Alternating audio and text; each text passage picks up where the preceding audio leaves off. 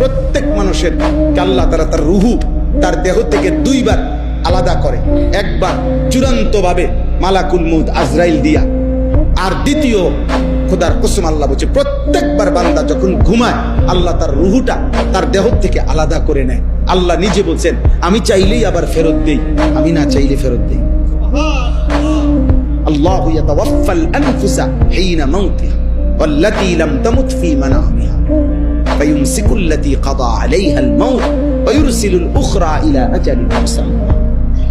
এরপরে আল্লাহ কি সুন্দর করে বলছে, তবে শুনো বান্দা, প্রতিবার যদিও আমি রুহুটা ফেরত দেই ঘুম থেকে জাগবার সময়, কিন্তু এইটাও ইলা আজালিম মুসাম্মা, একটি নির্দিষ্ট সময় পর্যন্তই ফেরত দিচ্ছি। এই ফেরত দিলেও তুমি ধোঁকা খাইও না যে কোনোদিন আটকাবো না, না সত্যি সত্যি একদিন রুহুটা একবার নেব আজরাইল দিয়া, আর কোনোদিন ফেরত দেব না।